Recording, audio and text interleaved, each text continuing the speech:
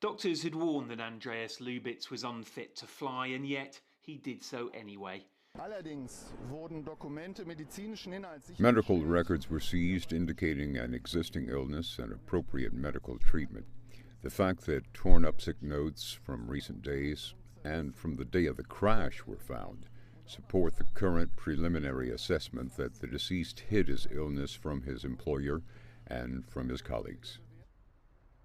This Düsseldorf hospital confirms the 27-year-old received treatment here as recently as the 10th of March.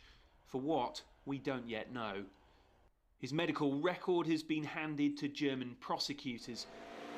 Lufthansa's Aeromedical Centre was aware of a medical condition on his pilot's certificate. His last checkup was in July 2014. The German Pilots Association says if this young man was sick, he shouldn't have flown. Should it be the case that the colleague was signed off sick, then I have to be very clear. Someone with a sick note has no business being in a cockpit. He should have stayed home. I cannot comprehend that. So who, if anyone, should have stopped him?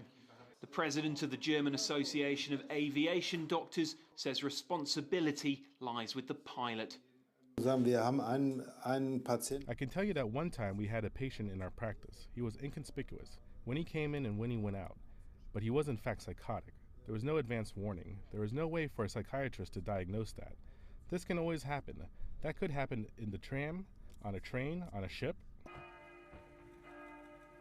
Germany's President Joachim Gauck visited Haltern on Friday, the town that lost 18 people.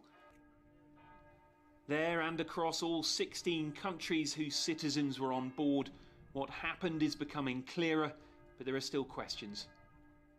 How much did the airline know about Lubitz's condition, and should so much responsibility be placed on the pilots themselves to report an illness?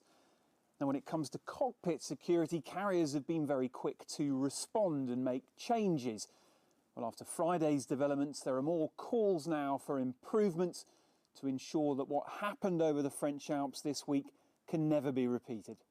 Guy Henderson, CCTV, Montabaur.